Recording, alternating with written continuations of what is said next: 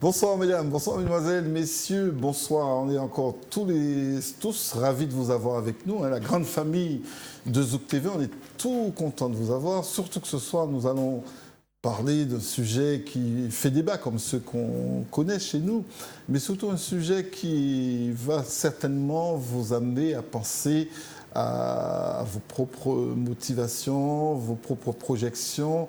On parlera, si on veut nous montrer déjà ce fameux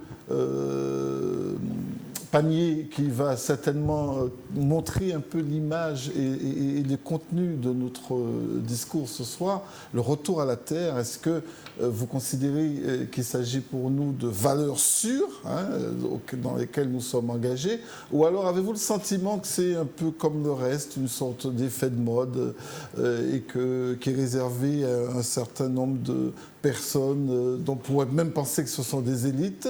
Voilà, merci Hervé. Voilà un peu ce magnifique panier dont je vous parlerai tout à l'heure, en tout cas qui traduit bien le sujet de ce soir, la culture bio, le retour à la terre, l'investissement dans la terre. Est-ce qu'il s'agit de quelque chose qui appartient aux valeurs, qui est ancré dans ce qui est important pour nous, ou alors s'agit-il de tout simplement des effets de mode comme il peut en avoir dans notre société? Alors pour en parler ce soir, nous avons beaucoup d'invités, on est bien content de les avoir. Hervé Pinto, bonsoir. Bonsoir. Vous êtes membre du collectif Justice et Terre Volée. Là, d'emblée, vous mettez c'est clair. Et oui, parce que la terre, c'est notre meilleure patrie.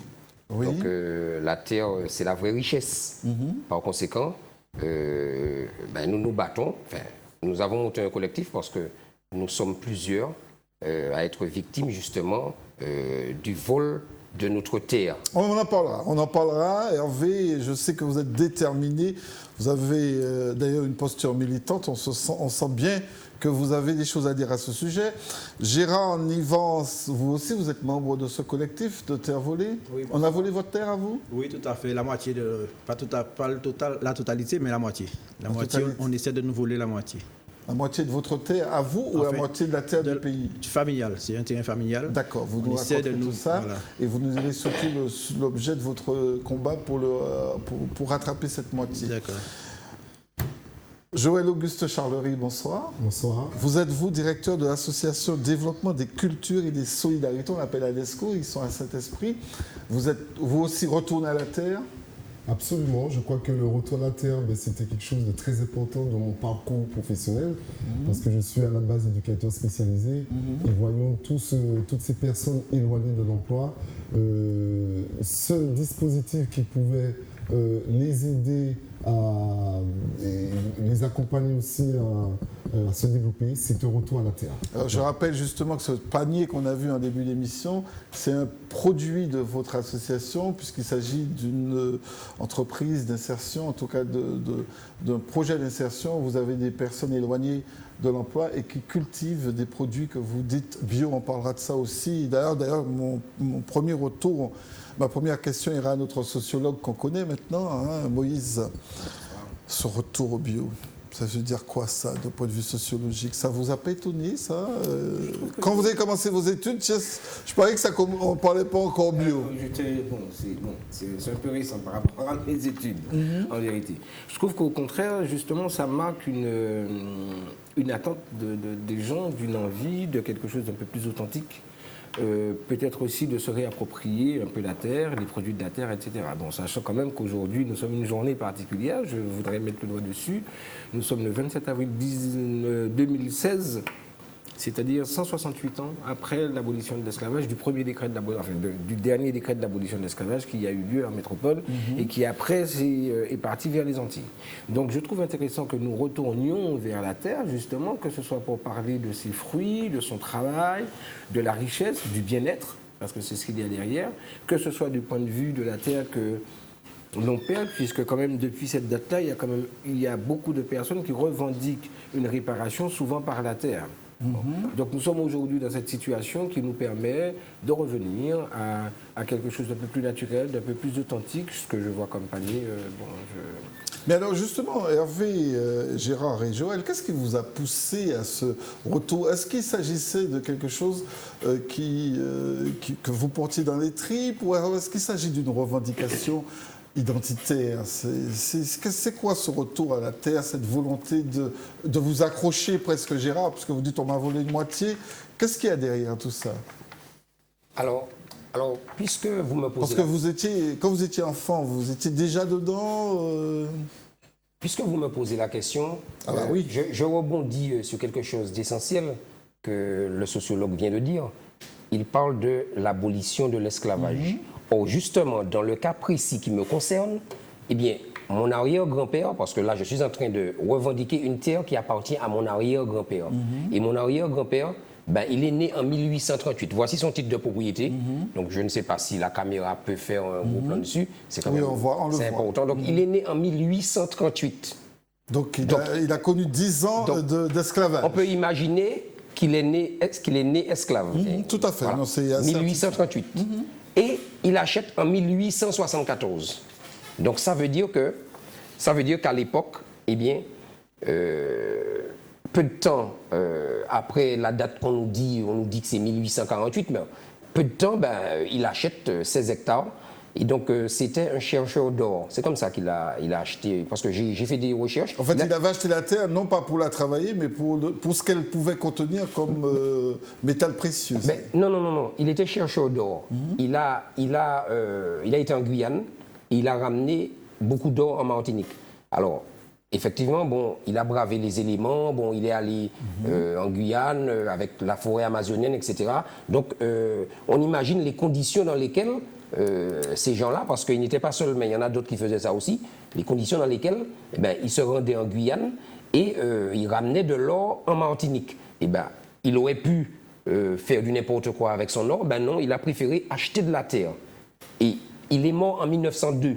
Est-ce que vous avez trouvé des traces qui indiquent quelles étaient ses motivations à l'époque?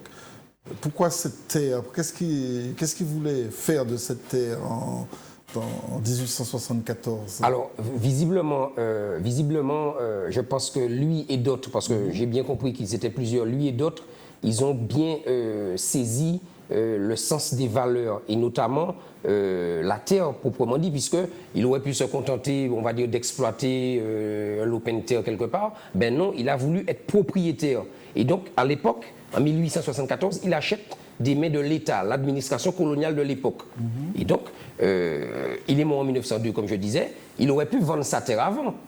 Il est mort à 64 ans. Il aurait pu vendre sa terre. Non, il ne l'a pas vendue. Et il a préféré la garder pour sa descendance. C'est parce qu'il avait bien compris le sens de cette valeur. Et moi aussi, d'ailleurs, lorsque je suis revenu de métropole en 1996, j'ai compris qu'il fallait justement récupérer cette terre, parce que j'ai vu des gens faire de faux documents, alors même que je viens de vous montrer le titre de propriété. Je vous ai montré un titre de propriété qui est enregistré à la conservation des hypothèques, et même au cadastre, parce que le cadastre, lorsqu'il est passé, ils ont bien noté que c'était Félix Grep le propriétaire. Donc ça ne souffre aucune ambiguïté. Et pourtant, je me retrouve aujourd'hui, 18 ans après, parce que j'ai commencé en 1998, je me retrouve après 18 ans dans la même situation où, malgré plusieurs jugements de fond qui disent que c'est bien le terrain de mon arrière-grand-père, je ne peux pas en disposer, je ne peux pas en jouir. Alors, nous avons sur le plateau un Martiniquais qui justement déjà cultive la terre. Vous voyez le panier, effectivement, le fruit de son travail. Là, au jour où nous parlons, là, aujourd'hui, je ne peux pas. Mais qu'est-ce qui vous accroche à ce point, vous, Hervé, mais aussi Gérard, peut-être moins Joël, puisque Joël a, comme vous dites, déjà sa terre, mais qu'est-ce qui vous accroche à ce combat? Est-ce que c'est le désir de posséder cette terre? Est-ce que c'est le désir d'avoir des fondations? Quelles sont les réelles motivations de ce combat-là? La motivation, elle est claire, c'est que les parents qui ont eu cette terre depuis leur jeune âge, quand on voit les époques, parce que lui, il vole de 1800, mon père, il est né en 1905, et son père, il est né en 1848. Oui, juste un peu à la marge voilà, donc vous voyez, l'esclavagiste. Quand ces gens-là ont eu le privilège à cette époque d'avoir des terrains. Je ne vois pas pourquoi la descendance maintenant en 2016 va laisser partir les terrains. Vous parlez d'un privilège. Hein. En quoi est-ce un privilège? Parce qu'un privilège, ce n'est pas partagé par tout le monde. C'est un privilège. En quoi, pour vous, avoir une terre, c'est un privilège? Alors, je n'ai pas envie de remonter dans l'histoire. Mais on peut. C'est-à-dire que le sociologue va nous dire si on se trompe. Mais je n'ai pas l'impression oui. que les choses étaient faciles pour les descendants d'esclaves. Et je n'ai pas non plus la preuve aujourd'hui qu'on facilitait la tâche pour cette catégorie sociale. Parce que, sauf erreur de ma part, je dis bien sauf erreur de ma part, les béquets n'ont pas acheté de terre. Bon, maintenant, moi, je veux bien qu'on me prouve le contraire. Mais sauf erreur de ma part, ils n'ont pas acheté de terre. Or, là, dans le cas, c'est un cas d'école. Vous avez un bonhomme qui, à la sueur de son front, au péril de sa vie, eh bien, ramène de l'or, achète de la terre, eh bien, il est carrément, et sa descendance, dépossédée, gommée, rayée de la carte. Alors, c'est choquant, parce qu'aujourd'hui, eh bien, vous me dites, qu'est-ce qui nous motive? Eh bien, on pourrait faire une multitude de choses. On a une multitude d'idées. Avec la terre? Personnellement, je dois disposer de 16 hectares. Vous imaginez?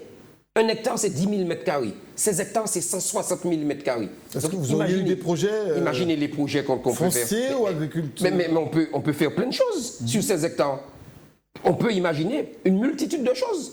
Mais là, je ne suis pas en mesure de prendre pleinement possession d'un bien qui me revient de droit, alors même que j'ai plusieurs jugements qui me donnent raison. Et là, je viens d'avoir 2 jugements qui contredisent, on va y venir, mais qui contredisent non seulement la Constitution française, mais qui contredisent aussi des jugements qui ont déjà été rendus auparavant. C'est du jamais vu.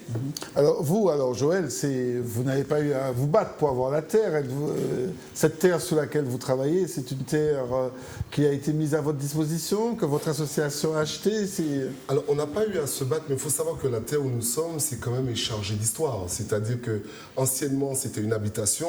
C'est ce qu'on appelle l'habitation Bantin-la-Cour sur le territoire du Saint-Esprit. Et qui a laissé place, cette habitation, à ce qu'on appelle une structure qui s'appelle le RSMA et qui, depuis quelques années, au moment où il y avait eu, sous Giscard, disant qu'il fallait, pas Giscard, laisser passer que l'armée n'existe plus, donc du coup, ils ont laissé en friche ce terrain. Et effectivement, il y a eu plusieurs tentatives, il y a des personnes qui ont essayé de récupérer ce terrain, donc il y a quand même il y avait un engouement pour cet espace. Mais c'est un terrain militaire? Alors c'était un terrain militaire. Que vous occupez, voilà. Ou qui a été mis à votre disposition? Non, un terrain militaire qui a été mis à la disposition par la suite au conseil régional, maintenant qui appartient à la CTM. Et donc, du coup, le projet était intéressant. Nous avons un groupe d'amis à l'époque et de travailleurs sociaux. Et nous avons créé cette structure qui s'appelle Adexo. À l'époque, c'était M. Lechimi qui était à la tête et qui a validé notre projet. L'idée, c'était de mettre au travail des personnes éloignées de l'emploi. Donc, du coup, c'était un vrai challenge. Les mettre au travail, mais dans un travail dans la terre. C'est-à-dire est-ce qu'on peut imaginer que c'est aussi facile de faire des gens qui sont éloignés de l'emploi aller directement vers la terre? Parce qu'il y a aussi des a priori sur ces questions de la terre. Non, c'est pas aussi simple.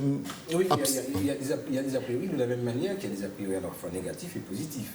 Lorsqu'on regarde dans les années 70 le courant Rastafari, il a davantage prôné le retour à la terre que ce que nous avions de l'autre côté. Donc c'est vrai que cette notion de retour à la terre est très importante. Mais il y a plusieurs questions qui me viennent à l'esprit. Quand vous parlez des 16 hectares de terrain que vous aviez, ils se situent où, ces hectares-là? Dans quelle commune en Martinique? Aux Trois-Îlets. D'accord. Donc il y a déjà un engouement, on peut dire, par rapport au touristique. Vous, c'est un terrain militaire, mais je ne sais pas s'il y avait la possibilité, s'il y avait des promoteurs, des gens qui voulaient cette terre-là pour faire d'autres choses dessus. Si c'était le cas, on voit même qu'il y a un combat. Et en même temps, il y a cette espèce de notion de réparation. Il y a cette notion de réparation parce que d'une part, il y avait des gens qui, à la suite de l'abolition de l'esclavage, ont pu se procurer quand même des terrains, ce qui est quand même très bien. Malheureusement, les descendants ne peuvent pas... il y a une forme de une forme de rupture, de séparation, comme une forme de, dans ce que vous dites, hein, après, une forme d'interdiction de, comment je pourrais dire ça, d'interdiction de s'exprimer ou de se rattacher à cette terre par je ne sais pas quel biais. Bon, vous, c'est une question liée à ce que vous dites le vol, c'est ça? Oui, tous les deux disent qu'on leur a volé leur terre. C'est par rapport au fait d'aimer la terre, si j'ai bien compris, de valoriser la terre et de permettre à des gens de retrouver du travail. Donc, mais alors, tous les trois aiment la terre quand même, Moïse. Il me semble que s'ils n'aimaient pas la terre, ils ne se seraient peut-être pas forcément battus pour la conquérir. C'est clair. Mais qu'est-ce que vous aimez dans la terre? Mais la terre, c'est le pouvoir. C'est le pouvoir. La terre, c'est le pouvoir. La terre, c'est le pouvoir. C'est le pouvoir. Il faut dire les choses comme elles sont. Hein. Bon, à un moment donné... Ça vous donne l'impression d'être un peu comme le maître, que d'antan avec des terres... non, ce n'est pas tout à fait ça. Écoutez, je l'ai dit tout à l'heure, c'est quelque chose de profond et c'est quelque chose d'important. Quand je vous dis que la terre, c'est la mère patrie, parce que la terre vous nourrit, vous l'avez le symbole, elle vous nourrit. Bon, mon père, à l'époque, sur cette terre, vous voyez, j'ai amené aussi des photos, je ne sais pas si la caméra... Oui, on voit les photos. On est au Trois-Îlets. À l'époque, il n'y avait pas une maison. C'était au moment où ces gens-là faisaient carrément le tracé du lotissement, lorsque j'ai commencé à les arrêter. Ben, vous voyez quand même cette verdure. Donc, mon père, à l'époque, il y faisait de l'agriculture. Il y a plusieurs témoins qui attestent de ça dans mes procédures. Mon père avait des champs de canne, il avait son jardin, etc. Donc, vous voyez bien que, en fait, à l'époque, mon père n'était pas dans une logique, on va dire, non seulement de pouvoir, mais de construire des immeubles, vous voyez, de faire de la spéculation immobilière. Ce n'était pas son objectif. C'est de ça qu'on parle là. Là, on parle de spéculation. Moi, je m'insurge contre des gens qui sortent, qui viennent d'ailleurs et qui s'approprient notre terre, parce qu'elle est à nous. Ils s'approprient notre terre parce et qu'on ils veulent faire de la spéculation. Parce qu'on la leur vend. On ne la vend pas. C'est-à-dire que ces gens-là trouvent des process parce qu'ils sont en contact avec des gens qui sont bien huilés. Et ces gens-là, eh bien, quand bien même vous ayez un titre de propriété, et c'est ce qui s'est passé, ils trouvent des notaires véreux en Martinique qui leur fabriquent des titres de propriété sur un titre existant. Donc, voilà, ce sont des moyens détournés. Ça, c'est ce qui vous est arrivé en substance? Tout à fait. On vous a volé une moitié de votre terre sous laquelle vous aviez un titre de propriété, c'est ce que vous êtes en train de dire, Gérard? Voler, on ne nous a pas tout à fait volé. On essaie de nous la voler, même si les magistrats essaient de donner raison à notre adversaire. Mais notre propriété, ça veut dire qu'une dame s'est permise de voir un notaire et de faire 2 prescriptions tontonnaires. Ça veut dire que ce n'est pas une seule prescription, c'est 2 sur 2 terrains distincts dans le même quartier. Donc elle a déjà une fois habité le premier terrain, elle a construit une maison et le notaire, même sur son titre, j'ai le titre là, le titre lui dit que la maison qui est sur le terrain lui appartient, sur le terrain voisin. Et lorsqu'elle a près de 17 ans de procédure, elle a été évacuée de ce terrain, elle s'est installée sur le nôtre. Et puis là aussi, elle se prétend propriétaire. Alors il y a un truc carrément inadmissible. Et ce qu'on ne comprend pas, c'est le problème comme Hervé, c'est que le problème qu'on a avec la justice, c'est-à-dire que lorsque vous avez des documents, tant bien qu'ils soient vrais et puis qu'ils soient présents, on vous les contourne et ça pose problème, quoi. Donc, vous avez des années de procédure, 18 ans, moi ça fait 25 ans qu'on se bat et on n'arrive pas. Pourtant, on prouve, on a les documents. Et le pire, c'est que là on est carrément démunis, c'est que vous trouvez des gens qui dissimulent les pièces, quoi. Les pièces sont des entraves à la justice. Les pièces sont cachées, après ils réapparaissent une fois la procédure terminée. Donc, c'est lamentable, quoi. Mais vous avez des hommes politiques, vous avez un maire qui normalement devrait vous aider, vous avez des députés qui devraient vous aider, vous avez, je ne sais pas, vous avez des associations qui peuvent vous aider, là, je ne sais pas. Il y a des médiateurs de justice, il y a tout ça. En fait. Il y a la SOPAMA, il y a des... Je ne sais pas. Figurez-vous que le maire, il est partie prenante dans cette affaire, déjà lui-même. Partie prenante, ça veut dire quoi? Ça veut dire qu'au lieu de se mettre à côté pour dire, bon, je laisse la justice régler, il défend la dame, quoi. Il défend l'adversaire, il est bec et ongle avec elle. Donc là, on est déjà lésé.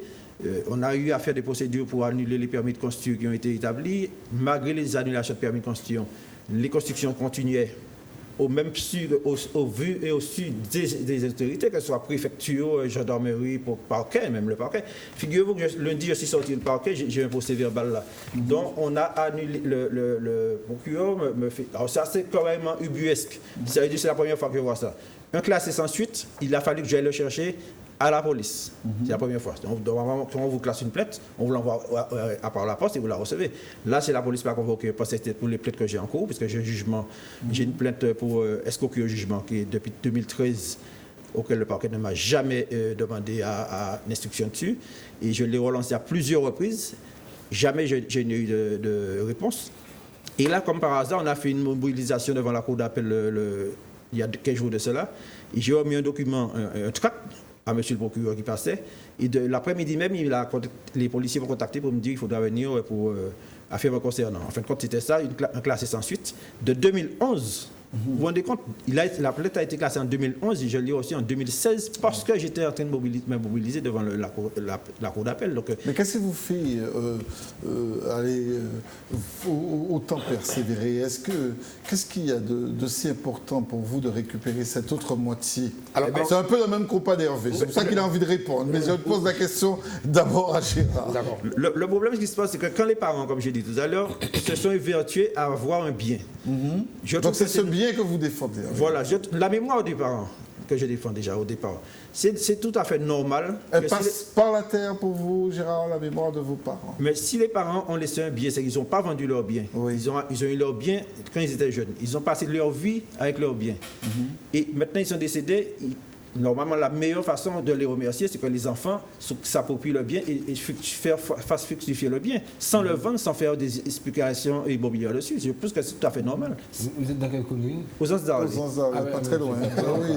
Hervé voulait dire quelque chose. Alors écoutez, je pense que les peuples à travers la terre réagissent de la même manière. Regardez ce qui se passe en Palestine. Regardez depuis combien de temps les Palestiniens revendiquent leur terre. Vous avez d'autres peuples, vous avez les Kanaks. Ces gens-là, ces peuples-là sont très proches de leur terre aussi et ils préservent leur terre parce qu'il y a le système. Ils revendiquent contre des personnes qui les envahissent, des personnes. Oui, mais justement, ils protègent. C'est un peu votre combat. Ils protègent leur terre. Maintenant, nous ici, moi je pense qu'ici en Martinique, nous avons un problème sérieux. Oui. Nous avons un problème sérieux et j'espère que les Martiniquais qui nous écoutent vont réfléchir et vont faire une prise de conscience. Parce que qu'est-ce qui se passe dans le pays de manière concrète? Vous avez nos politiques qui développent les logements sociaux. Oui, mais encore ce soir,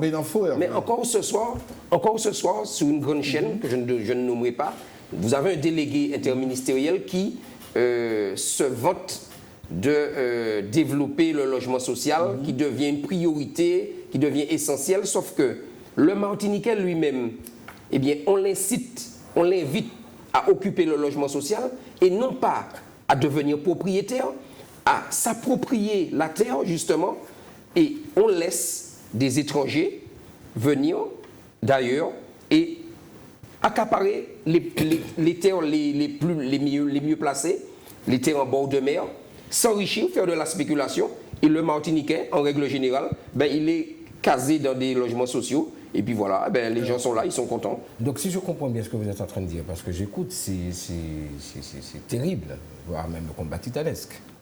Qui sont ces personnes dont vous parlez, des personnes venues de l'extérieur? Parce qu'il y a un lien. Alors bon, soit on se dit les choses franchement.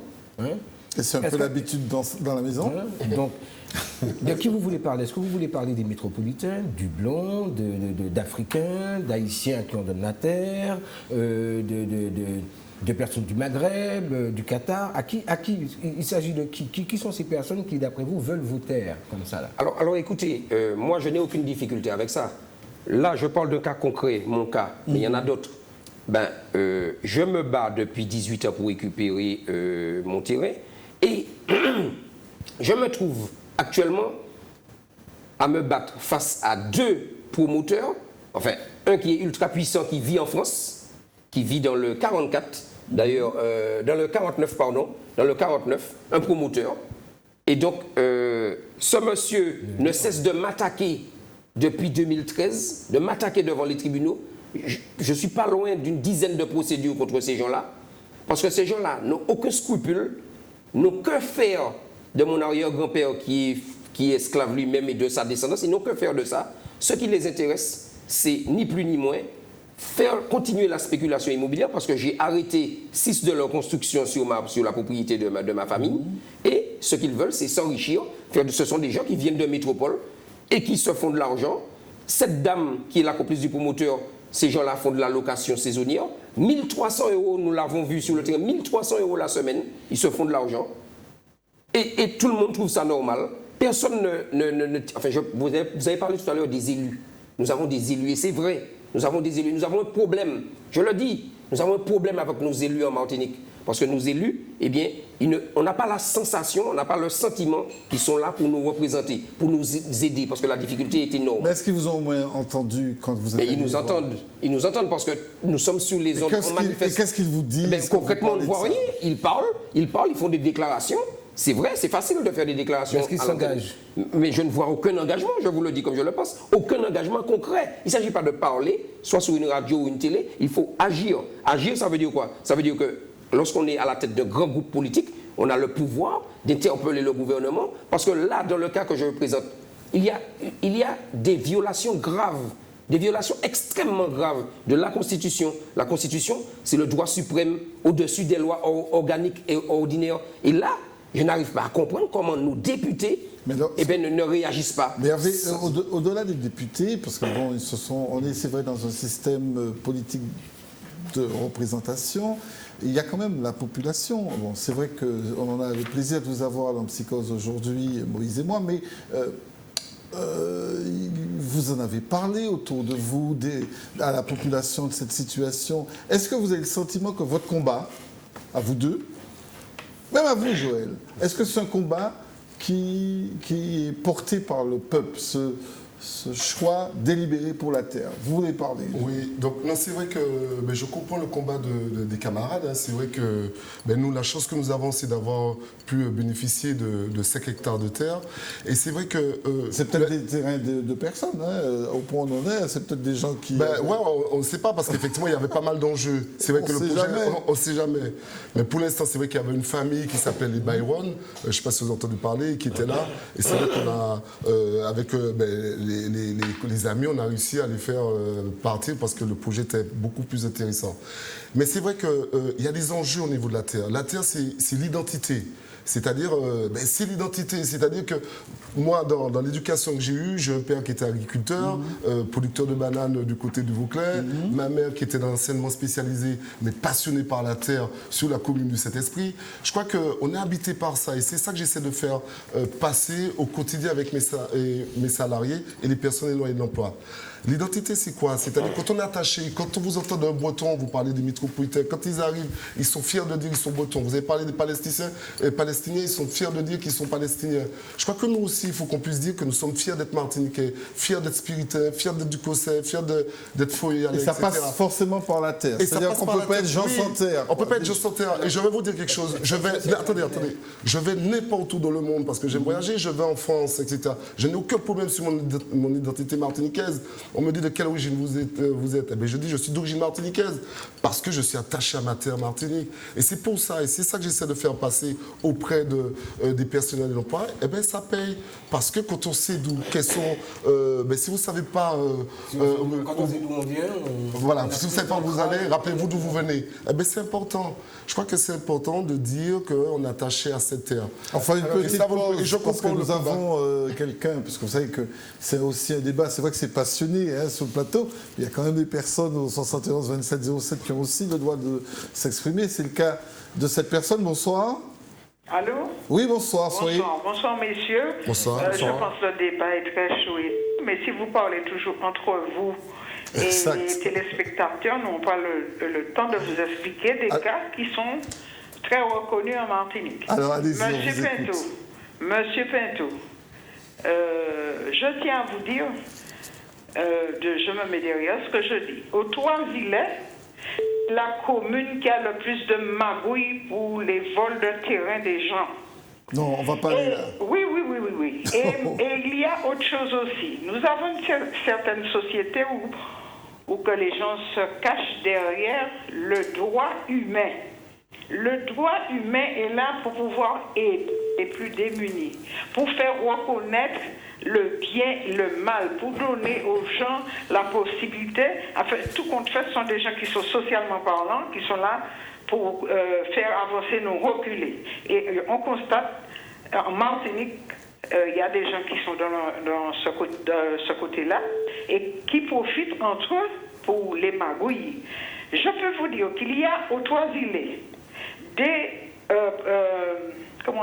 familles où que les parents ont laissé une parcelle de terrain et que les héritiers, ceux qui doivent être, qui sont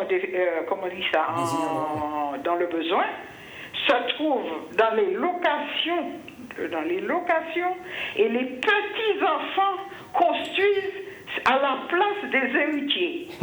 Mais personne n'ouvre la bouche, personne ne dit rien du tout, et parce que c'est la combine. Et moi, ce que je trouve en Martinique qu'on ne fait pas, comme dans beaucoup d'autres pays, les gens se mettent dans la rue pour réclamer leurs droits. Ce que je ne comprends pas, comment les notaires peuvent avoir autant de magouilles en Martinique. Comment il va y avoir un pays aussi petit? Comment on peut craser les gens comme ça sans qu'il y ait personne? On fait des démarches, on fait ce qu'il faut, qu'il n'y ait personne pour dire non. Vous êtes dans une société, on ne peut pas faire n'importe quoi.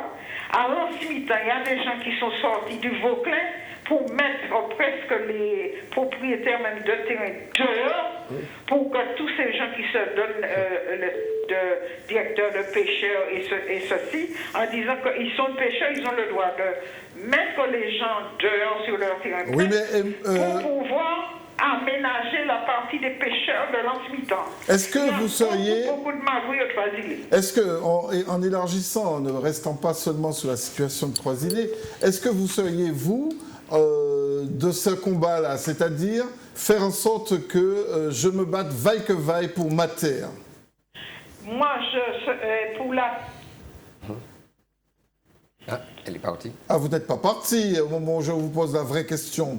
Oui, je vous écoute. Oui, alors je vous disais, est-ce que vous étiez prête et déterminée à vous battre pour la terre? Moi, le côté que je suis bien déterminée à me battre, c'est qu'il y ait un petit peu... Le côté que je suis déterminée à me battre, c'est qu'il y ait un petit peu plus de droits en Martinique, qu'on respecte les gens et qu'on a les droits comme il se doit, pas de magouille. C'est pour ça que je serais plutôt à me battre, pour que chacun doit respecter l'autre et pas de magouille, parce que la majorité des gens qui sont des victimes, ce sont des malheureux, et c'est encore ceux qui en ont qui veulent, et ils trouvent leurs compères notaires pour pouvoir magouiller la terre des plus malheureux. Là, je suis là pour me battre avec les gens et qui font respecter la loi. Pas de magouille de droit. Alors, dans ces conditions, on vit en Martinique. Contrairement à ce qu'on pense, on est toujours sur la dictature.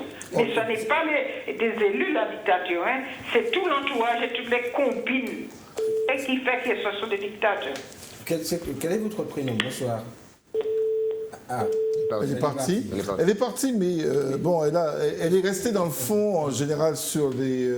elle est justiciable, elle n'est pas très contente de sa justice, mais c'est un autre débat. Je reconnais que je voulais surtout comprendre, est-ce qu'elle était aussi mobilisée que vous, concernée sur la question de la terre? Parce qu'on a envie de comprendre aussi, là vous parliez tout à l'heure, Joël, de l'identité.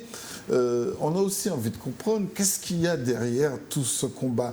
L'identité, d'accord, mais est-ce qu'il n'y a pas aussi, et c'est humain ça, le goût de posséder? Mais au-delà de la possession, est-ce qu'il n'y a pas aussi cette volonté de se sentir appartenir à une terre et que cette terre nous appartienne et d'en bénéficier? C'est une réalité. J'ai une autre question à vous poser. Est-ce que, tourner autour du pot, les aphorismes, est-ce que si vous étiez des métropolitains, vous pensez que vous auriez eu les mêmes problèmes? Pas du tout. Ça serait tout de suite. C'est ça le problème. Parce que c'est ce que disait aussi la personne qui a parlé un petit peu avant. Alors je ne sais pas c'est-à-dire, vous auriez, quand vous dites les mêmes problèmes, c'est-à-dire que s'ils étaient métropolitains, est-ce qu'ils auraient rencontré autant d'entraves, autant de soucis? C'est une question, puisque vous parlez, on parle d'esclavage, on parle d'esclavage, on parle du travail de la sueur de la famille, on parle de l'identité. Cette dame parle des malheureux. Vous disiez tout à l'heure que les malheureux sont souvent mis en location et dépossédés de leurs terres. Bon, les gens qui habitent dans les cités aux Trois-Îlets, en majorité, ce sont des Antillais noirs, pas des métropolitains. C'est clair. Bon, les personnes qui ont habité à l'Ancimitan, cette dame parlait des pêcheurs, bon, c'est souvent des pêcheurs locaux. Pas loin, il y a d'autres personnes qui ont du terrain, je ne sais pas, du côté de l'impératrice, enfin du village impératrice ou des choses comme ça. Est-ce que ces gens-là n'ont pas rencontré des difficultés aussi? Certains d'entre elles ont rencontré des difficultés. Alors c'est vrai que je me suis aussi renseigné. Il y a une personne qui m'a raconté qu'elle avait eu un problème à Chelcher parce que sur la terre de ses parents, des promoteurs immobiliers sont venus, ont voulu l'éjecter de cette terre qu'on lui laisse ou dont elle a usufruit pour construire des choses. Alors, cette situation, elle est vraie dans beaucoup d'endroits en Martinique. Mais j'ai envie de poser une question naïve. Si un promoteur arrive et souhaite mettre quelque chose, c'est parce qu'en fait, cette terre était restée vide. Elle n'est pas... une terre, c'est fait pour être travaillée, pour permettre d'avoir des fruits, des légumes. J'ai envie de dire... Il n'y a pas beaucoup de terres en friche, là, comme ça, qui sont là... C'était pas vide. Alors, si vous permettez, je vais vous répondre aisément sur ce plan, parce que j'ai aucun problème avec ça.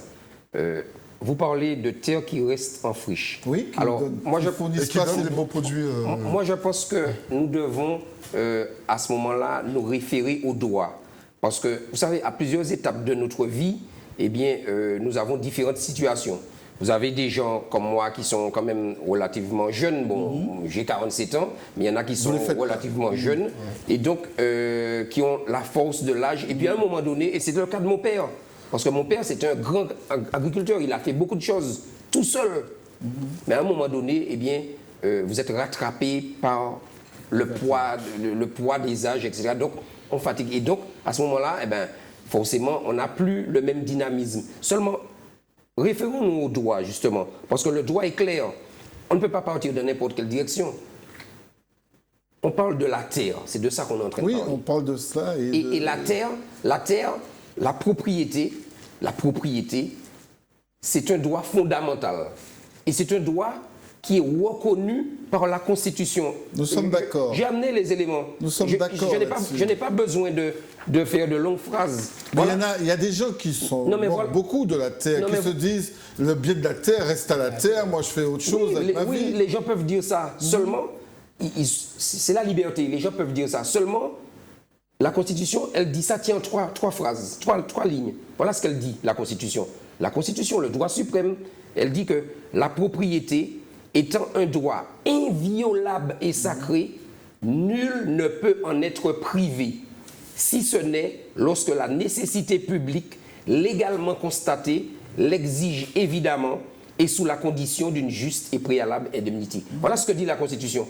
Un droit inviolable et sacré. Alors vous êtes en train de me dire que le terrain, il reste en friche. À ce moment-là, je peux me permettre de violer ça et puis de dire, bon, tu es fatigué, je ne peux plus rien faire. Mais est-ce que, je le prends. Est-ce que ce ne sont pas justement des conditions qui permettent à ces personnes... Je suis promoteur, j'ai plein d'argent. À ces personnes de violer, parce qu'ils se disent... j'ai du mal, sauf si je me trompe. Joël, on ne peut pas imaginer qu'un promoteur arrive là, vienne à cet esprit là où vous travaillez avec vos... Bontalacourt. Comment ça s'appelle ça s'appelle Bontalacourt, quartier Bontalacourt. À Bontalacourt et construire quelque chose, parce qu'il y a des choses qui se cultivent. Est-ce que nous n'avons pas aussi ce problème? C'est ce que je vous dis. Ils en profitent, la nature est horreur du vide. Absolument. Mais par contre, pour parler de Bontalacourt, c'est un quartier particulier parce que la ferme Bontalacourt est située au milieu où tout autour, nous avons un certain nombre d'agriculteurs qui sont des membres fondateurs de l'agriculture organique. Voilà. Et ils sont à Bois-Rouge. C'est-à-dire, voilà, donc on est cerclé. Bontalacourt, c'est vraiment un peu le petit... Un îlot de résistance. Un îlot de résistance. Donc je crois que pour que ce promoteur puisse venir là, ça sera difficile. Et deuxièmement, le travail que nous faisons avec tout le conseil d'administration plus les encadrants techniques, c'est de sensibiliser nos salariés à la terre. Alors c'est quoi les sensibiliser? Sur la point des techniques. C'est vrai que nous n'avons pas tous des hectares de terre, nous n'avons pas tous de terrains plats, mais nous avons des terrains en pente. On leur apprend des techniques, comment planter en pente. Et tout ça, ça facilite effectivement le retour à la terre. L'agriculture biologique, biologique, c'est un peu le sujet, ou organique, eh bien, c'est pas un effet de mode. Pourquoi l'agriculture biologique? Eh bien, il y a un côté identitaire. Depuis la grève aussi. Oui, attendez. C'est le mot biologique qui me dérange dans votre propos, hein, parce que biologie, c'est la vie. Donc, moi, je trouve que c'est, pour parler franchement, je trouve que c'est un attrape-nigo. C'est un peu commercial. Oui, c'est quelque chose de nettement commercial. Je préfère que vous me parliez d'agriculture organique que de me parler d'agriculture biologique. Alors, parce que ce qu'on appelle l'agriculture biologique, la question de parler de l'agriculture du bio, le bio c'est la vie. Donc il n'y a pas franchement de sens dans le sens de travailler la terre. Ce dont il est question, c'est une agriculture que je trouve peut-être un peu écologique et utilisant des produits peut-être naturels et pas de produits chimiques fabriqués, etc. C'est dans ce sens-là que je l'entends. Alors, je vais vous dire, moi je suis très à l'aise avec le mot biologique, hein. Il n'y a aucun souci avec ça. Je vous ai parlé que je peux aller n'importe où dans le monde. Je veux avoir un langage, c'est-à-dire, quand on dit Coca-Cola, vous tombez au fin fond du désert africain, vous dites Coca, vous êtes perdu. Vous ne parlez pas africain, mais vous dites Coca-Cola, on va tout de suite vous comprendre. Biologique, pourquoi on dit biologique? Alors, il ne faut pas oublier que moi je suis financé par des institutions. Il faut un langage. Le langage, c'est quoi? C'est que si je vais en France pour défendre ce projet, je vais dire, je fais de l'agriculture biologique. Je vais aux États-Unis, c'est normé. C'est juste pour ça. Par contre, si je dis organique, non, on ne va pas comprendre. Donc c'est juste vous allez rester, vous allez parler d'organique, vous allez uniquement rester à la Martinique et vous ne pouvez pas vous ouvrir. Je reviens à ma question, hein, parce que je voudrais bien qu'on y réponde, parce que j'entends quelquefois les gens dire, ah oui, mais la terre, il n'y a pas qu'à travailler terre. Bon, et c'est ça. Alors, est-ce qu'il ne faudrait pas que nous fassions en sorte que les gens, pour éviter que ces prédateurs contre lesquels vous vous battiez ne se multiplient, est-ce qu'il ne faut pas que les gens retournent vraiment à la terre et produisent Alors moi je pense qu'il faut que le Martiniquais et les Martiniquais qui nous écoutent réfléchissent. Parce que on a un mode de vie. On a la facilité aux Antilles, en Martinique singulièrement, de laisser tomber nos traditions, d'abandonner nos traditions pour aller chercher tout ce qui vient de l'extérieur, se mettre dans des modes où on n'a pas été élevé, on n'a pas été éduqué dans ça. Et moi, je reviens à la terre parce que je l'ai bien compris et depuis des années, je vous dis que la terre nous nourrit. Ben, tout le monde cherche à se loger, à être chez soi, donc c'est sur une terre qu'on fait ça. Donc, le monsieur qui est à côté, bon, il développe un concept. Ben, s'il n'y a pas la terre, on ne peut pas le faire. Donc, il faut la terre. Donc, nous sommes chez nous. Nos parents ont acheté. Ils ont acheté avec un titre régulier.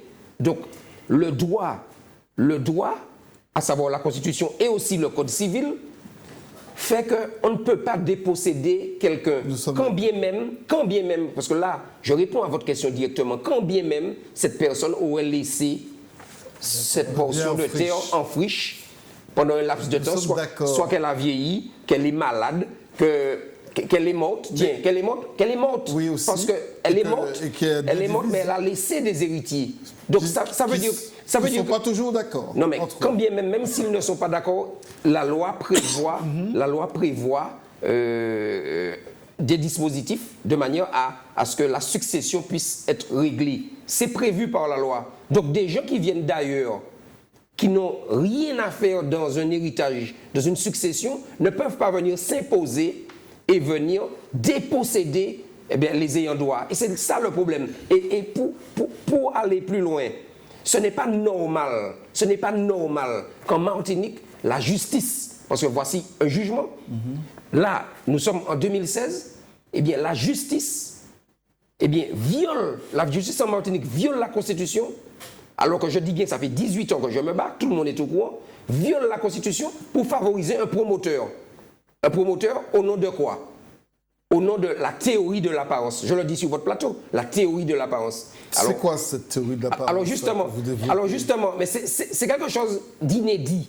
Et ça mérite justement... On ne rentre pas trop dans les détails. Non, mais je ne vais pas trop rentrer dans les détails. Ça va nous ramener à des contre... Non, mais ça va être très simple. On va s'en sortir. Non, on va s'en sortir parce que c'est très simple. Voilà ce que dit, en 2 phrases, ce que dit le magistrat. Il explique que la théorie de l'apparence est une construction prétorienne ancienne et constante issue de l'article 544 du Code civil. C'est ce qu'il dit. Une construction prétorienne ancienne issue de l'article 544 du Code civil. Le magistrat qui dit ça, c'est très simple. Les téléspectateurs peuvent aller sur Légifrance, peuvent consulter le Code civil. Le Code civil, c'est pas ça qu'il dit. Le Code civil, article 544, en 2 lignes, il dit « La propriété est le droit de jouir et de disposer des choses de la manière la plus absolue pourvu qu'on n'en fasse pas un usage prohibé par les lois ou les règlements. » Voilà ce que dit l'article 544. Mieux encore, 2 secondes, mieux encore, l'article 545 dit que nul ne peut être contraint de céder sa propriété, si ce n'est pour cause d'utilité publique et moyennant une juste et préalable indemnité. Voilà ce que dit le droit. Mais il y a une instance où le droit se dit quand même. Nulle la personne humaine. Vous n'avez plus contesté ce jugement. Vous n'avez pas contesté ce jugement? Non mais attendez, quand il dit nul ne peut être contraint de céder sa propriété, il parle de la personne humaine. Je reviens à ce que disait le sociologue en début d'émission. Il parlait de l'abolition de l'esclavage. Nul ne peut être contraint de céder sa propriété. Donc si aujourd'hui, eh bien, le tribunal oblige Félix Gratte et sa descendance, parce que c'est ce qu'ils sont en train de faire, oblige Félix Gratte à céder 3 hectares de leur propriété à un promoteur, ça veut dire que le tribunal estime que Félix Gratte, né en 1838, ne serait pas une personne humaine. Mais c'est ça le vrai débat. C'est ça le vrai débat. Là, il est né en 1838, le tribunal est en train de me dire que Félix Gratte, né en 1838, et sa descendance ne seraient pas des personnes humaines. C'est ça que je comprends. Monsieur Pinto, vous avez été défendu quand même. J'imagine que vous avez pu trouver autour de vous un conseil, et il y en a qui sont très engagés sur ces questions pour porter aux instances judiciaires vos considérants, comme on dit. Vous avez pu défendre votre... Alors justement, c'est très grave ce qui se passe dans ce pays. Et je dis ça pour que les téléspectateurs puissent bien prendre la mesure de ce qui se passe. C'est-à-dire que vous payez un avocat pour vous défendre. Et si vous n'êtes pas en mesure vous-même d'aller chercher, de creuser, d'analyser, eh bien, les avocats vous font perdre votre affaire. Et on peut se poser des questions et se demander, mais pourquoi l'avocat? Qu'est-ce qui fait que l'avocat vous fait perdre votre affaire?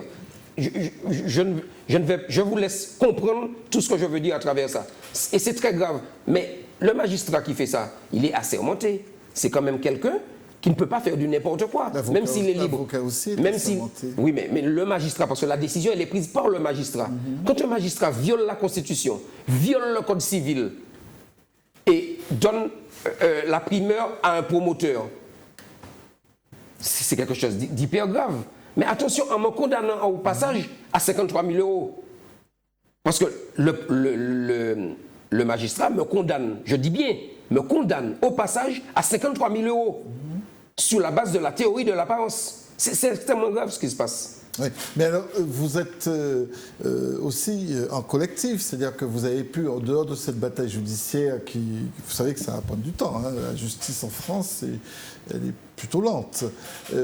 Comment vous avez fait pour convaincre la population du bien fondé de votre démarche? Mais les preuves sont là, je ne cache rien. Les preuves, regardez, je suis avec mes... Tout est là. Je consulte n'importe quel juriste, tout est là. C'est évident. Mais les gens qui sont autour de vous, par exemple, parce qu'ils connaissent votre famille, ils connaissent votre histoire, mais tout le monde sait, tout le monde sait que vous avez raison. Mais les députés aussi, ils savent, tout le monde sait, mais tout le monde se tait. Il faudrait leur demander pourquoi.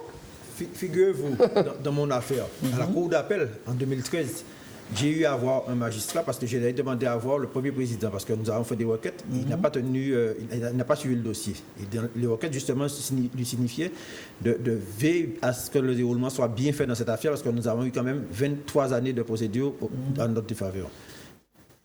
Il ne m'a pas reçu suite au courrier. Par contre, j'ai eu un magistrat de la Cour d'appel qui m'a reçu dans son bureau.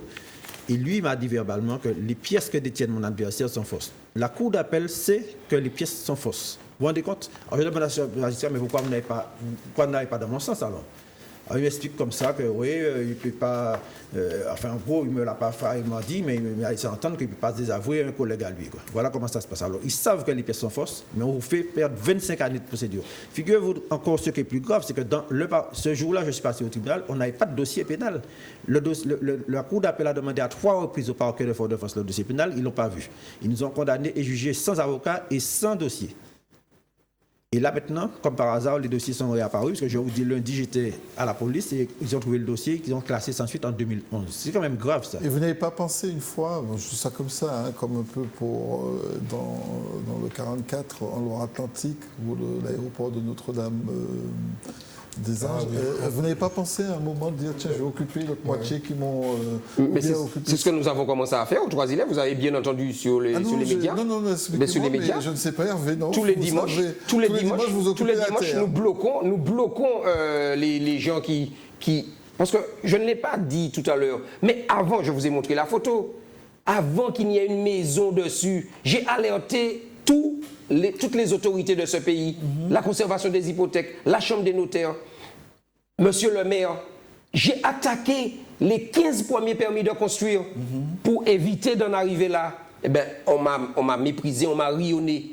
Et aujourd'hui, le même tribunal qui m'a déjà donné raison, parce que le tribunal m'a déjà donné raison sur le fond, pour dire que oui, c'est le terrain de mon arrière-grand-père. La même cour d'appel qui aujourd'hui donne raison aux promoteurs m'a donné gain de cause dans la totalité et n'a fait aucune exception. Et pourtant, là, en 2016, ils attribuent 3 hectares de la propriété Félix Gratte aux promoteurs. Parce que nous avons bien compris que ces promoteurs-là ne peuvent plus, on va dire, investir dans les pays d'Afrique du Nord. Parce que nous savons les événements qui se passent en Afrique du Nord. On ne peut plus, même la clientèle ne veut plus aller là-bas. Donc, la Martinique devient un Eldorado. On parle de terre, une terre, on va dire, d'avenir. Une terre où on peut investir. C'est l'euro, il fait beau. Donc, c'est vraiment le nouvel Eldorado. Donc, tous les moyens sont mis en œuvre pour favoriser ces gens-là. Comme a fait votre grand-père en Guyane et comme ont fait beaucoup de nos grands-pères en Guyane. Hein, ils sont partis aussi. D'ailleurs, les Guyanais ont eu tendance un peu à nous reprocher ça, d'être sortis de chez nous en Martinique et puis d'avoir... après 1902, mais en tout cas, nous l'avons fait. Hein, nous avons aussi dans notre histoire quelque chose de cet ordre-là. Hein. En même temps, les terres guyanaises n'étaient pas tout à fait des terres qui appartenaient à beaucoup de gens, parce que dans l'histoire de la Guyane, avec les Bushinengue, qui sont les Noirs marrons, il y avait des terres qui étaient libres, des terres qui n'étaient pas tout à fait vendues. Les Martiniquais ont acheté leurs terres, ils ne se sont pas appropriés les terres de la manière et dans les termes dans lesquels nous sommes en train de parler. C'est tout à fait autre chose. Ce qui s'est passé, c'est que c'est l'État français qui, après 1902, c'est-à-dire après le 8 mai 1902, l'éruption volcanique du 8 mai 1902, et aussi avec le service militaire, que les Martiniquais sont partis, ont trouvé en Guyane l'intérêt que cette terre avait, et ont acheté, et ont des titres de propriété qui n'ont rien à voir avec ces histoires de promoteurs immobiliers. Ça, c'est la première chose. Mais je voudrais répondre à une de vos questions. C'est vous qui allez répondre. Non. Question posée à qui d'ailleurs, comme ça je sais qui est-ce que vous défendez. Hervé. Non, je défends juste les idées. J'essaie en tout cas de porter une analyse sur le fait que le retour à la terre et le fait, est-ce qu'il y a les terres en jachère et les terres travaillées. C'était un peu la question. Voilà, c'est ça. Question charnière. Et je disais, est-ce que les terres en jachère n'était pas un alibi que prenaient ces gens? C'est ça. Moi, j'avais une question tout à l'heure pour Hervé. J'avais juste une question pour Hervé. Qu'est-ce qui s'est passé entre 1902 et 1996 sur la terre? J'ai compris que son père a travaillé, mais je ne sais pas jusqu'à quand son père a travaillé, et c'était dans le prolongement de cette question terre en jachère. Quoi qu'il en soit, il y a un droit. Quand on a un droit, il doit être respecté. Il est inaliénable, à la base. Nous sommes d'accord. Ensuite, il y a la loi et l'esprit de la loi. Ça, c'est une autre Ce que j'entends ici, c'est que nous sommes dans une république bananière. Si j'ai bien compris ce que vous êtes en train de nous dire. Si j'ai bien compris, quand on est noir et quand on est pauvre... Peut-être pire. Quand on est noir et quand on est pauvre, on n'a pas le droit de posséder du terrain, de la terre. Rappelons que l'étymologie du mot vilain, c'est être sans terre. Bon, donc déjà, c'est ça. Et puis, l'éducation que l'on a reçue, si on met en croisement le fait que j'entends depuis tout à l'heure que des personnes de l'extérieur viennent, et le fait que les jeunes Martiniquais s'en vont parce que nous sommes un département... La réalité, elle est là aussi. Hein. Nous sommes bientôt l'un des plus vieux départements de France. tous les jeunes s'en vont. Donc, il y a une politique de l'emploi, visiblement, si je comprends bien, qui oblige les gens à partir de l'autre côté pour s'émanciper. Et de l'autre côté, un afflux de personnes de l'extérieur qui viennent ici pour parfaire leur existence. Vous disiez, c'est l'euro, c'est la France, il y a du soleil. Bon, donc ces deux choses-là sont à creuser. Et puis, il est vrai que dans le discours sous-jacent, des personnes qui revendiquent la réparation du crime contre l'humanité qui a été l'esclavage, et que je revendique, moi, c'est d'abord une revendication morale sur la question de l'identité, sur la question de l'individu, sur la question de la personne. C'est d'abord ce que moi, dans ce que j'écris, dans Corps Noir et Masque Blanc, Corps Noir et Tête républicaine, que je prends cette position-là. Et il est vrai qu'ici, il y a un vrai problème sur l'appartenance des terres. Qu'il y a des personnes qui ne peuvent plus aujourd'hui, sur un bout de terrain qu'ils ont, élever une poule, un cochon, une vache, dès lors où vous avez d'autres personnes qui sont sorties d'ailleurs et qui vous disent « la poule m'empêche de vivre ». Mais cette idée du retour à la terre renvoie beaucoup moins aujourd'hui des personnes à la notion de l'esclavage qu'il y a 15 ou 20 ans. Il y a 15 ou 20 ans, on pensait devenir fonctionnaire, gratte-papier quelque part, etc. Les gens qui, depuis le mouvement, je dis le mouvement Rastafari, et d'autres personnes sont venus, et le mouvement écologiste se retourne vers la terre. Il y a aujourd'hui des personnes qui, au Carbet, préparent des paniers, vendent leurs paniers. Je suppose que vos paniers, on peut les acheter, je ne sais pas quand et à quel moment, mais que c'est quand même mis à disposition. Bon. Et le lien qu'il y a à faire, c'est, vous le faites par le biais de l'insertion. Est-ce que si vous partez sur un projet d'insertion, et c'est ma question, est-ce que si vous partez sur un projet d'insertion en essayant, en plus de ce combat, de montrer l'importance que ça a, c'est une manière de se réapproprier les choses. Voilà. Est-ce que ça ne permettrait pas justement d'éviter alors?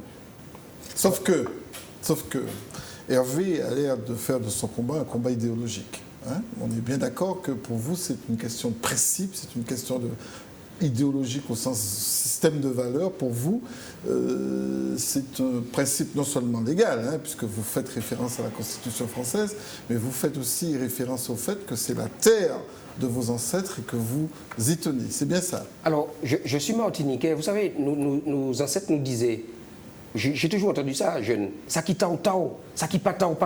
Mais est-ce que vous pensez que c'est partagé maintenant, ça? Écoutez... Ou est-ce que vous êtes un peu isolé dans votre combat? Non, mais est-ce que vous n'êtes pas un peu isolé, vous, Gérard? Laissez-moi vous dire. Vous voyez les béquets, moi j'ai rien contre eux, mais ils possèdent la plus grande partie du foncier en Martinique. Vous avez déjà vu quelqu'un voler la terre des béquets? Et puis vous avez parlé de terrain en friche. Regardez la terre des béquets, il y en a beaucoup, ils ont beaucoup de terrain en friche. Est-ce qu'un monde a pris? Est-ce que quelqu'un touche à la terre des béquets? On respecte la terre des béquets, mais on ne respecte pas la terre des descendants d'esclaves. Il faut qu'on dise les choses.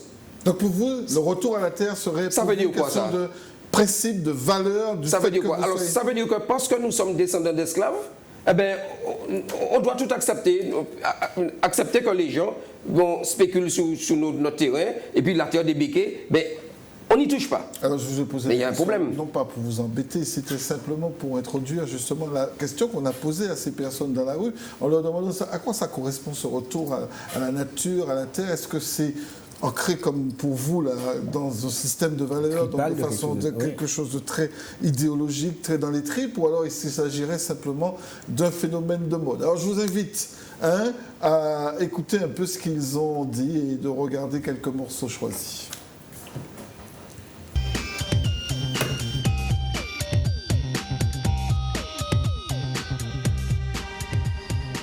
Moi, je pense que ça dépend des personnes. Il y a certaines personnes qui sont vraiment pour le retour au naturel, qui favorisent ce retour-là, qui emploient les moyens en fait pour ça. Il y en a qui sont écolos, qui respectent tout ce qui est jeté dans les poubelles, le recyclage, tout ça. Mais il y en a, on sent que c'est juste pour le marketing. Ils veulent bien se faire voir, comme certains ministres, que je ne citerai pas.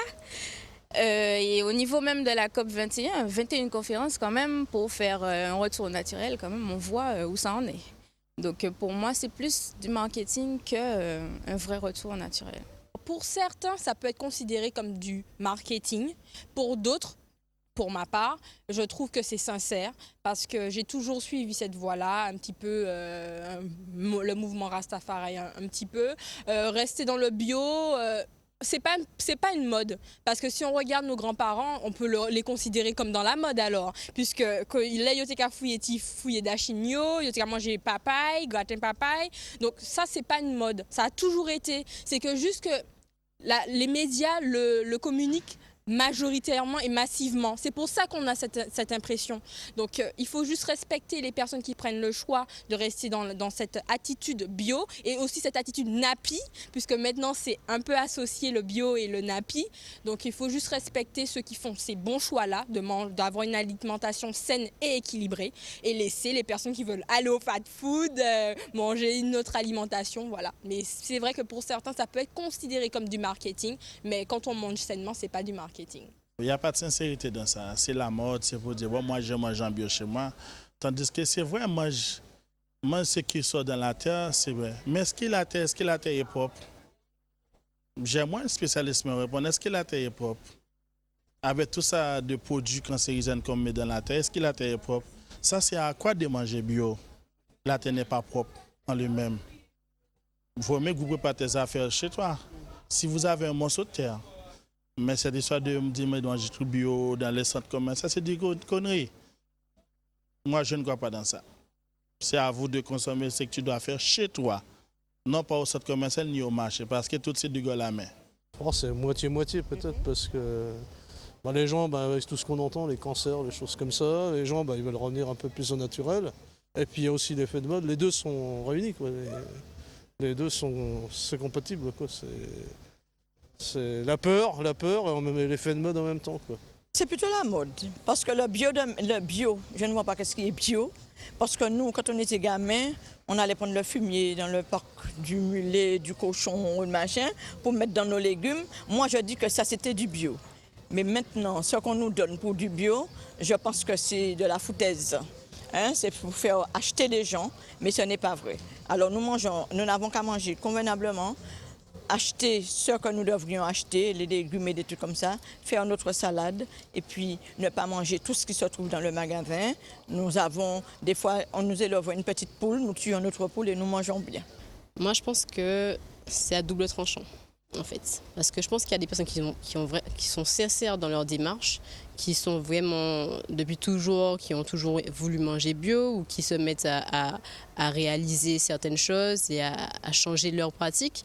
Mais en même temps, je pense que pour certaines enseignes ou pour les fabricants, il y en a qui jouent vraiment le marketing, qui ne sont pas souvent honnêtes avec les consommateurs en général. Donc c'est vraiment à double tranchant. On peut avoir la sincérité c'est comme partout, il y a le bien et il y a le mal en fait.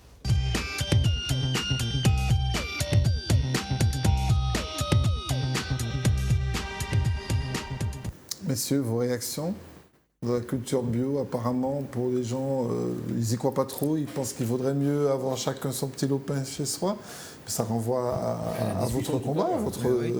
Mais est-ce que c'est possible, ça, quand on habite, je ne sais pas, à Volga ou à Cité-Dillon, d'avoir son petit lopin chez soi? À Cité-Dillon, ça faut peut-être aussi loger les gens. Comment on va faire? Alors, il faudrait peut-être revoir justement les choix politiques en Martinique. Parce que, comme je disais tout à l'heure, eh bien, on constate qu'on est en train de conditionner les gens. On est en train de faire la population accepter, se soumettre à, on va dire, un choix politique qui tend à faire que le Martiniquais soit en cité, soit dans des logements sociaux, au lieu de mettre en place des programmes d'accession à la propriété, par exemple, ou alors de débroussailler justement tout ce qu'il y a comme difficulté autour des titres de propriété qui sont là, d'ancêtres. Et souvent, les gens laissent tomber, abandonnent, parce que, je viens de vous dire, 18 ans, regardez, le camarade, 25 ans, et j'ai tous les éléments, j'ai un titre de propriété, enregistré à la conservation des hypothèques et au cadastre, ça ne souffre aucune discussion. Pour me barrer la route, ils sont en train d'inventer des choses qui n'existent pas dans le droit, parce que la France est un état de droit. C'est un très mauvais exemple, alors que, eh bien, il suffirait justement d'inverser la tendance, d'inverser cette politique, de manière à ce que le Martiniquais, se réapproprie la terre comprenne qu'il faut qu'il change, qu'il se détourne justement de ce qu'il a l'habitude de faire, de manière à vivre de la terre et à profiter de la terre que nous avons. Oui, Joël. C'est vrai que se réapproprier la terre, oui, c'est très important. Mais il faut savoir que le rapport à la terre, nous, Martiniquais, c'est difficile. Mais c'est justement, parlons-en. C'est difficile. C'est lié, il y a une histoire, c'est-à-dire c'est lié à l'esclavage. C'est lié aussi au fait qu'on a travaillé pendant des siècles sans argent, c'est-à-dire pour rien, sans salaire. Pour rien. Et pour moi, j'ai toujours dit que les meilleurs ouvriers, ce sont les Noirs au monde, parce que vraiment. Alors c'est pour ça que. Hein. Et peut-être, bien sûr. C'est pour ça que de l'ethnicisme. Alors c'est pour ça que dans notre méthode d'accompagnement à l'association de développement des cultures et des solidarités, c'est-à-dire que on essaie de se réconcilier à la terre. Et c'est quoi se réconcilier à la terre? Mais comment on va réconcilier les gens qui étaient tellement écartés, qui étaient très loin de la terre? Se réconcilier, dire que la terre, ça a une valeur. C'est une valeur thérapeutique. Ça a une valeur... nous avons tous été choqués, marqués par la grève de 2009. Enfin, moi, j'étais sensible par rapport à ça. Donc, du coup, c'est ce que je dis tout à l'heure, on n'a pas forcément un terrain plat, mais on a envie de manger des choses de bonne qualité. C'est vrai que c'est un enjeu, la terre, mais c'est aussi un enjeu de santé publique. Je veux dire, c'est-à-dire que nos jeunes qui sont en errance, tout ça, c'est leur dire, écoute, viens, travaille cette terre, mais pas au niveau, je dirais, faire de la monoculture, de ne pas faire non plus de ce qu'on appelle de la spéculation à tout va, mais c'est dire, fais quelque chose de bon et de valorisant. Ah, c'est quoi quelque chose de bon, de valorisant? C'est de l'agriculture biologique ou organique, et ça a une autre valeur. Et ils se sentent valorisés pour des personnes qui sont éloignées de l'emploi. Ils sont sous le soleil chaud, au contact de la nature. Ça, c'est très bien. Maintenant, bon, il y a une réalité. Vous travaillez quand même avec des personnes qui sont dans une situation de réinsertion, donc qui sont quand même contraintes par une obligation judiciaire d'aller faire une activité pour compenser une partie. Contrainte aussi pour aussi vivre, d'avoir une activité. Bien, ce que je trouve tout à fait louable. Il est vrai qu'on doit veiller à la terre et à la production. Aujourd'hui, beaucoup de personnes qui font des maisons s'y montent autour de chez elles. Peu de gens plantent un bananier. Plus de gens, ils ne veulent pas voir de fruits à pain parce que, voilà, ils en ont assez. Ou bien coupe celui qui était déjà là. Coupe celui qui était déjà là pour mettre une piscine ou un jacuzzi. Voilà. Bon, et quand on a 2009, du coup, l'eau de la piscine, on peut essayer de la boire autant qu'on veut, elle est chlorée et bourrée de cochonneries. Bon, ça c'est une chose. La deuxième chose, c'est aussi le mode de vie. C'est-à-dire que nous sommes pris dans un monde traditionnel. Et c'est ce qui se passe parce que la transmission du savoir, elle a été interrompue entre 1962 et 1981. Qu'est-ce qui s'est passé à ce moment-là? Le BUMIDOM, Bureau des migrations concernant les originaires d'outre-mer. Des gens que l'on prenait, on a souvent pris chez les plus pauvres, chez les plus malheureux, des gens qui étaient des gens qui avaient de l'énergie, donc il fallait casser à ce moment-là. Il faut se rappeler de 1957 et 1959 et 1967, les révolutions qu'il y a eu. Il faut se rappeler qu'à ce moment-là, il fallait absolument protéger la France pour qu'il n'y ait pas de révolution, c'est-à-dire de couper tête pour de vrai cette fois-là, non pas par la terreur, mais par les gens, parce que ça commençait à devenir un peu difficile, et qu'on a envoyé une bonne partie de la population en métropole. Ce transfert de population, enfin, on va dire, cette migration ou cette émigration de personnes a fait que le lien social s'est rompu entre les individus. Que le passage de témoins sur la terre ne s'est pas fait parce qu'on a fait comprendre aux gens que travailler la terre, c'était de la misère. Et parce que l'on a valorisé davantage les filières intellectuelles que les filières agricoles. Oui. Et que souvent, les personnes que l'on voyait partir dans les filières agricoles, on les considérait comme des imbéciles, comme des tébés, comme des... Est-ce que ça a changé, ça? Parce que ça, c'est en train de changer. Figurez-vous que c'est en train de changer parce que là où c'est particulier, c'est-à-dire qu'il y a des gens qui sont peut-être dans une situation pas aisée, mais qui ont un mode de vie qui n'est plus du tout le même, mais qui reviennent à la terre. Alors, à Paris, par exemple, vous pourrez dire des bobos. Voilà. Oui, c'est les bobos. Voilà, mais en même temps, c'est presque un privilège social. Mais oui, mais bien sûr, puisque du coup, on va travailler de la terre. Mais là, faire comprendre, il y a un travail pédagogique à faire autour de la terre. il y a un travail pédagogique à faire. Qui doit le faire? Mais c'est à chacun, c'est un choix politique. C'est un choix politique. De quelle manière on veut, c'est la question que je pose souvent, de quelle manière on veut la Martinique, de quelle société veut-on? Parce que vous voyez, je suis en train de me dire que votre combat, et je ne doute pas de votre détermination, elle est claire, mais est-ce que vous n'êtes pas un peu seul face justement à ce système, ce système qui fait que finalement, vous reconnaissez quand même que la population martiniquaise n'est pas entièrement vouée à la cause de la terre, hein? On n'est pas dans cela, ne me laissez pas croire ça. Parce qu'on ne montre pas aux gens l'importance de cette terre, on ne montre pas aux gens la force que cette terre peut avoir. Votre isolement est peut-être aussi lié à ça aussi, et les autres en profitent. Alors, on n'est pas si isolé que ça. Je préfère vous dire, on n'est pas si isolé que ça. Alors, je vous invite à nos prochaines manifestations sur le terrain, et vous allez vous apercevoir que nous sommes loin d'être isolés. Maintenant, vous avez raison, il faut faire un travail pédagogique, il faut expliquer aux gens, et ça, les gens doivent réussir à comprendre ça. Parce que les gens ont une télévision, les gens écoutent, etc. Ils voient qu'à travers le monde, d'autres peuples se mobilisent et que les gens ne veulent rien entendre et veulent qu'on respecte leur terre. On ne fait rien de différent ici en Martinique. Nous sommes en train de faire en sorte que le Martiniquais déjà soit respecté. Parce qu'il y a beaucoup de gens qui souffrent en silence. Vous savez, depuis qu'on a commencé les manifestations, il y a énormément de gens qui souffrent en silence, qui sont là, qui ont peur, qui ne savent déjà pas quoi faire, comment faire. Donc les gens sont là. Des gens qui viennent vous dire, votre combat, M. Pinto, c'est le mien aussi, parce qu'il m'est arrivé la même chose, c'est ça? Et moi, je suis persuadé que lorsque ce travail pédagogique aura porté des fruits, les politiques eux-mêmes, qui sont là cachés, ils ne pourront pas faire autrement que justement de s'emparer de la cause. Et c'est ce travail-là que nous sommes en train de faire. Ça va prendre certainement un peu de temps, mais nous n'allons rien lâcher. Et sur quoi vous pouvez prendre appui pour que ça fonctionne, ce combat? Justement, regardez, nous sommes en train de faire un travail pédagogique. Ce qu'on fait là ce soir, ça passe par là.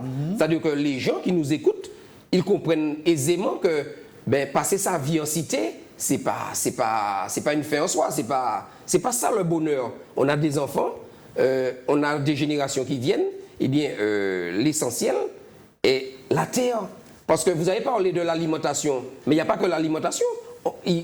La santé, les plantes médicinales. Nos parents avant, ils cultivaient beaucoup de plantes médicinales, ils se soignaient par les plantes. Ça se perd. Justement, c'est tout un travail pédagogique que nous devons faire, que nous devons préserver la terre martiniquaise, parce que normalement, vous savez, en 2009, on disait Martinique, c'est à nous. Il ne s'agit pas de le dire, il faut qu'on le démontre. Et c'est ça qu'on est en train de faire là. On est en train de démontrer, titre de propriété à l'appui, que Martinique, c'est à nous. Il y a une question d'intérêt aussi. Il y a la notion d'intérêt qui est quand même une notion qui est très importante. C'est-à-dire que les gens ne se mobilisent que quand ils ont un intérêt. L'intérêt n'est pas forcément pécunier. L'intérêt, il peut être aussi au niveau environnemental, il peut être au niveau sociétal, il peut être au niveau de la santé publique. Et bien évidemment, à partir du moment où les gens ont compris ce que ça leur apporte, il y a plein de gens qui ont cité à côté, il y a un bout de terrain, vont mettre deux bananes, 2 citrons, vont planter 2 giromons, vont faire en sorte de pouvoir manger du fruit de la terre. Et ce qui se passe, c'est qu'en même temps, c'est encore ce monde de modernité, c'est encore ce monde qui va spéculer, qui arrive et qui remet en cause ces pratiques-là. Parce que quand vous parliez des plantes médicinales, il faut quand même vous dire que pendant un moment, tous ceux qui utilisaient les plantes médicinales étaient considérés comme des quimboiseurs, Donc la religion est venue remettre... Tout ça est important. Nous sommes dans une espèce de construit social assez complexe, mais qu'on peut découdre pour essayer de comprendre. Enfin, découdre, ça va être difficile parce que... Mais on est déjà en train de découdre. On ne pourra pas sortir quand même, Hervé, Gérard et Joël, toutes les personnes des cités. Il ne faut pas non plus se faire d'illusions. Et bien après qu'ils ne veulent pas sortir. Il y aura encore des gens en cité parce qu'on ne pourra pas mettre de la terre pour tout le monde. C'est la liberté. C'est justement politique, tout ça. Nous sommes partis du postulat. Alors, je ne sais pas si on voit à la caméra. Oui, on voit. On est parti du postulat que Adexo, c'est quoi? En fait, on est parti parce qu'il y en a qui ont le temps, mais qui n'ont pas les moyens. C'est-à-dire, c'est ceux qui sont non-emploi, qui sont dans la rue, les sortants de prison, les jeunes en errance, tout ça. Et puis, il y a ceux qui ont les moyens, et puis qui habitent en cité, qui habitent dans des pavillons, mais qui n'ont pas le temps de cultiver. Ils n'ont pas. Quand vous portez les produits vers... Alors du coup, on s'était dit, bah, attends, au lieu d'opposer ces deux groupes d'individus à la Martinique, eh bien, c'est de les rassembler sous une même cloche qui s'appelle Adexo, et ils viennent tous les vendredis matins, acheter des produits que nous avons préparés, des produits de qualité que nous avons préparés. Alors nous les vendons à la ferme, pour l'instant, et en même temps, l'idée ce n'est pas d'acheter des produits, mais c'est un concept. C'est quoi le concept? Autour de ça, ils disent, ben, voilà, nous achetons vos produits de qualité, et en plus, eh ben, à partir, ben, ça nous sert à faire de l'éducation, de la formation, de les réconcilier avec la terre, de la psychothérapie pour certains, et tout ça. J'ai envie de lui poser une question. Oui, j'ai envie de lui poser une question parce qu'il présente son produit. Mais si des Martiniquais comme nous ne menons pas ce combat-là, parce que peut-être qu'il va y avoir encore une autre structure qui pourrait naître quelque part. J'espère. Vous voyez, vous dites j'espère, qui pourrait naître quelque part. Mais si des Martiniquais comme nous ne faisons pas ce combat-là contre des promoteurs, parce que eux, c'est pas ça qu'ils veulent faire. Les promoteurs, c'est pas ça qu'ils veulent faire. Hein. Non, mais précisons, parce qu'il ne faut pas qu'on se trompe de combat. Il ne faut pas se tromper de combat. Les promoteurs, ce qu'ils veulent faire, c'est de la spéculation immobilière. Exemple, ici, 250 € le mètre carré. C'est ça qu'ils veulent faire. Et ce n'est pas du tout, ils ne sont pas du tout intéressés par ce type d'activité. Ça ne les intéresse nullement. Par contre, ce qu'il est important de faire, c'est justement de faire en sorte que les Martiniquais qui sont propriétaires se réapproprient ce qui est à eux. C'est-à-dire la terre. Non, mais comment ils sont propriétaires? Mais ils sont propriétaires, titre de propriété à l'appui. Parce que très souvent, dans les municipalités, eh bien, on cache. Parce que vous savez, une personne décède. Ben, eux, dans les municipalités, ils sont au courant. Ils savent parfaitement, ils ont déjà bien découpé le territoire. Ils savent parfaitement quelle terre est en friche. Vous avez parlé de terre en friche, que monsieur... Mais il y a une manière de régler ça. La manière de régler ça, c'est d'aller au cadastre, aller aux impôts, aller au cadastre. Mais la jeune génération ne s'intéresse pas à ça. Mais c'est ça, voilà le problème. C'est bien ce qu'on est en train de vous dire. C'est-à-dire que les jeunes n'ont pas compris les enjeux. Si vous permettez, Hervé, oui. Il me semble que lorsqu'il y a mort, alors, moi je suis parti dans un délire, dans l'idée de retrouver des traces de mon grand-père qui était dans le 1800, de ma grand-mère paternelle, etc. Et en fait, en passant par les archives départementales où il y a des archives ici. Oui, c'est bien ça. Il y a des archives départementales et municipales. Je suis aussi allé vers le cadastre et je me suis rendu compte qu'il pourrait avoir des biens familiaux ou des choses comme ça. Donc, que les gens s'intéressent un petit peu à ces choses-là, qu'ils n'oublient pas que c'est bien beau de rouler en voiture, c'est bien beau tout ça, mais qu'il y a aussi et surtout peut-être aussi cet ancrage qu'il faut avoir sur le sol, sur la terre de Martinique, parce que cette terre, qu'on veuille ou non, on a grandi, il y a du sang de nos ancêtres qui a coulé dessus. Tout à fait. On devrait valoriser cette histoire plutôt que de valoriser le métro. Tout à fait. Je veux dire, le truc de transport. C'est-à-dire le TCSP, par exemple. Voilà. Si j'ai bien compris, parce qu'on va se terminer, l'émission se termine. Déjà, oui.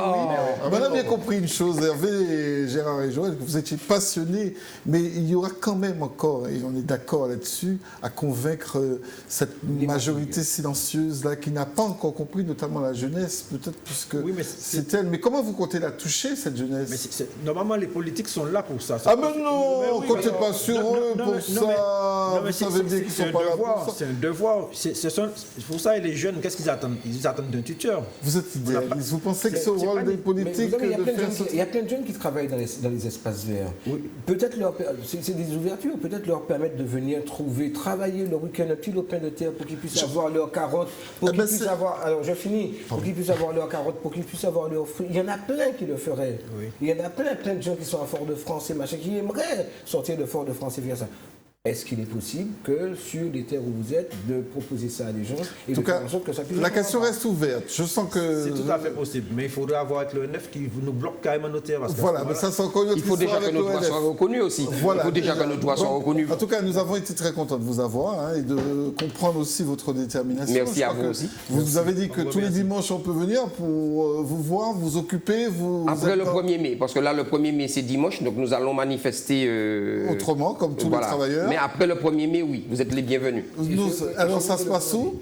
Eh ben, c'est particulièrement la propriété Félix Gratte, juste après le rond-point du golfe des Trois-Îlets, direction Ansalane. Vous faites 400 mètres, vous allez voir Rancher Jacques. Je ne fais pas de publicité, mais c'est là, juste en face du parcours de santé. Vous allez voir une banderole à l'entrée, donc vous n'allez pas louper. Et c'est là qu'on va vous retrouver en train de manifester, occuper le terrain. Voilà. Et ça va être comme ça tous les dimanches. Depuis le 12 février, nous avons commencé la Saint-Félix, le jour de la Saint-Félix. La Nexco, on peut donner un numéro de téléphone peut-être? Alors le numéro de téléphone c'est le 0696 01 45 17. Nous sommes sur le territoire du Saint-Esprit. Oui, mais là vous n'occupez pas de terrain, sauf que vous avez même d'ailleurs eu un terrain de l'État qui vous a été mis à disposition. Comme quoi vous voyez les choses. Voilà, et un terrain qui reste en friche pendant plus de 20 ans. Donc, Bon, ben voyons, vous voyez que c'est pas toujours équilibré, mais enfin vous y trouvez votre compte et surtout on peut acheter des produits bio vendredi à votre. Voilà, marché. donc il suffit d'appeler pour réserver parce qu'il y a une forte demande. Et donc c'est tous les matins, tous les vendredis matins à partir de 8h30 parce que nous commençons le temps de récolter, de préparer ces jolis produits. Et donc on attend toute la population martiniquaise. Toute la population martiniquaise. Et voilà, venir nous rencontrer, voir ce que nous faisons, partager. Alors c'est vrai qu'on a un certain nombre de partenaires, si je peux me permettre d'en parler, parce que aucun de nous, en agissant seul, ne peut atteindre le succès. On vous accorde 3 secondes pour le voilà. faire. Donc du coup, il y a effectivement la société Service Chef qui nous accompagne dans notre développement. Nous avons effectivement toutes les institutions comme URSIA, Union régionale des structures d'insertion, qui est la tête de réseau, la Diète pour ce qui concerne les salles en insertion, la mairie du Saint-Esprit, l'Espace Sud et la collectivité, la DGSCS et Pôle emploi qui voilà. Vous voyez quand même qu'il y a quand même des gens qui s'allient pour des bonnes causes. Donc peut-être que finalement vous avez peut-être trouvé vous... et leur SMA pour tout ce qui est aménagement. Voilà. Peut-être que votre combat va faire, je n'ai pas envie de dire boule de neige parce que ce n'est pas tout à fait adapté à notre pays, mais enfin ça va commencer à grossir et faire en sorte que enfin vos droits soient reconnus. Respectés surtout. Respectés surtout. Et vos enfants, ils en parlent? Vous en avez des enfants? Moi, je n'ai pas d'enfants, mais vous savez, la famille... Mais votre descendance, est-ce qu'elle est sensible à votre combat? Alors, écoutez, moi, j'ai des enfants, mais mon fils qui a lutté avec moi à un moment donné, il a été mis en garde à vue 48 heures avec moi. Parce que vous savez, lorsqu'on lutte pour la justice et pour ses droits, eh bien, le pouvoir, au lieu de faire respecter le droit, eh bien, il veut vous faire taire. Vous faire taire. Donc, pour vous faire taire, eh bien, on vous met en garde à vue, on fait pression sur vous. Et donc, vous voyez, donc, on vous parle de patrie des droits de l'homme, la France, patrie des droits de l'homme. Et c'est là que le Martiniquais doit comprendre, le 26 juin 2013, là, dans le cadre des commémorations du centenaire d'Aimé Césaire, j'ai fait 48 heures de garde à vue avec mon fils. Donc, vous voyez, voici un exemple flagrant. Donc voilà comment fonctionne le système. Je ne baisse pas les bras pour autant. Je continue le combat. Merci messieurs, merci Moïse d'être avec nous. On se retrouve dans 15 jours pour une autre édition de Psychose. En tout cas, merci Joël, merci Hervé. Merci à vous. Et à notre Hervé qui, exceptionnellement aujourd'hui, réalisait notre émission. Et surtout, prenez soin de vous tous.